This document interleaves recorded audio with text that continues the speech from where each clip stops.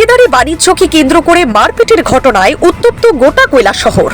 বুধবার কৈলাসহর এয়ারপোর্ট সংলগ্ন ধর্মনগর কৈলাসহর সড়ক থেকে চৌধুরীপাড়া হয়ে উত্তর গুলধারপুর বাঁধ পর্যন্ত সড়কটি সংস্কারের কাজে হাত দেয় ঠিকাদার। জানা গেছে টেন্ডারের মাধ্যমে ঠিকাদার 24 লক্ষ টাকার কাজটি পান। বুধবার সকালবেলা ঠিকাদার শ্রমিক সহ রাস্তার কাজে হাত দিতেই কয়েকজন শাসক দলীয় দুষ্কৃতী কাজের দায়িত্বে থাকা 2 যুবক সহ শ্রমিকদের উপর মারপিট করতে থাকে বলে অভিযোগ। এই ঘটনায় 2 যুবক সহ মোট 4 জন আহত হয়েছেন। তাদের মধ্যে সন্তোষ সিনহা নামে এক যুবক গুরুতরভাবে আহত হয়েছেন। আহতদের বর্তমানে কৈলাসহর 59 জেলা হাসপাতালে চিকিৎসা চলছে।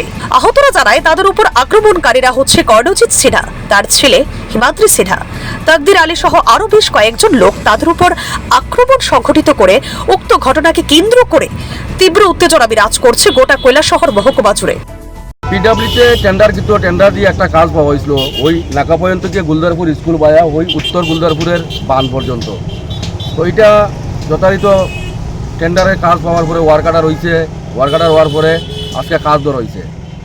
লেবার আইছে, লেবার হওয়ার পরে হঠাৎ করিয়া কর্ণজিৎ সিনহা এবং তার ছেলে হিমাদ্রি সিনহা এবং তকদির আলী আরও অনেক লোকজন 2-1 লইয়া আইছে। আইয়া তারা হঠাৎ করে অতর্কিতভাবে আমাদের লেবার আসলো, লেবারে পিটাপিটি করছে এবং আমার বর্তমানে 3 থেকে 4 জন লেবার ডিস্ট্রিক্ট হসপিটালে অ্যাডমিট আছে।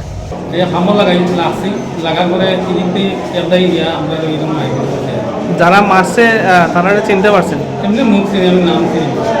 তারা কোনো চিনি, আরও আছে তো, আরও ইঞ্জুরি হয়েছে যারা, এরা চিনি। এখানে লোকের যারা ইঞ্জুরি হয়েছে এরা চিনি। আপনারা কয়জন আসলেন? আমরা 8 জন আসলাম। Bureau report, CNE TV. CNE TV, channel for news and entertainment.